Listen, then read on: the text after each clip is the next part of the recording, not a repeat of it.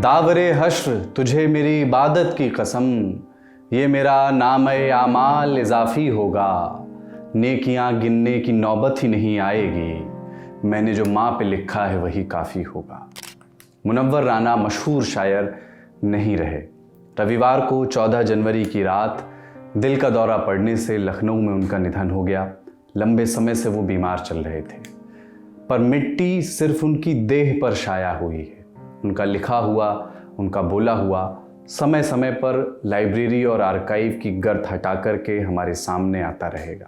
वो कहते हैं ना कि कोई शायर हो जाए तो फिर वो हमेशा रह जाता है।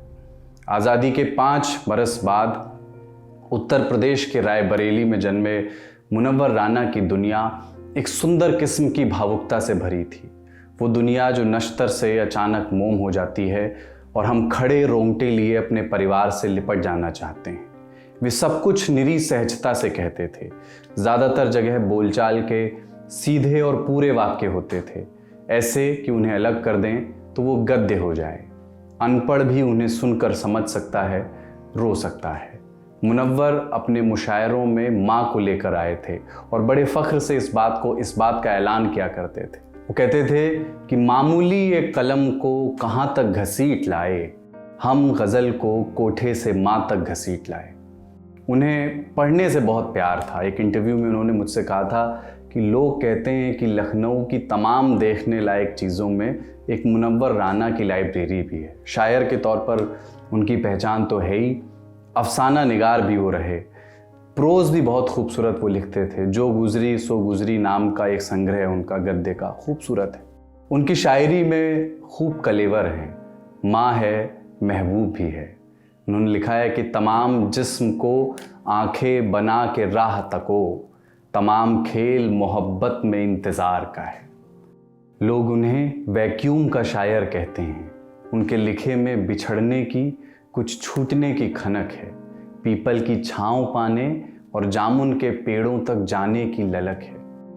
मुहाजिर हैं मगर हम एक दुनिया छोड़ आए हैं, तुम्हारे पास जितना है हम उतना छोड़ आए हैं।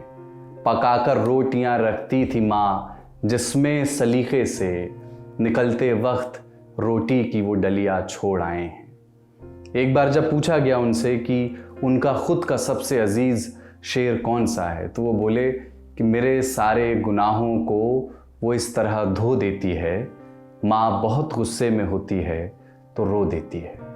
किसने पूछा कि आप जैसा कैसे लिखें, तो उन्होंने कहा कि खुद से चलकर नहीं ये तर्ज़ सुखन आया है, खुद से चलकर नहीं ये तर्ज़ सुखन आया है, पाँव दाबे हैं बुज़ुर्गों के तो फन आया है। एक किस्सा उनका मेरे साथ हुआ। मैंने उन्हें फ़ोन किया, फ़ोन पर बात हो रही थी, तभी उनकी आवाज़ जो है अचानक बंद हो गई। उन दिनों वो 2 मोबाइल नंबर रखा करते थे और दूसरा मेरे पास सेव नहीं था, तो उन्होंने दूसरे नंबर से मुझे फ़ोन किया। बोले, मैं उन्हें बाबा कहता था, तो उन्होंने फ़ोन किया कि बेटा ये नंबर भी मेरा ही है, मैं आजकल 2 मोबाइल नंबर रखता हूँ और ये 2 मोबाइल नंबर भी कमबख्त बेटों की तरह हैं, 2 बेटों की तरह, काम का एक ही निकलता है।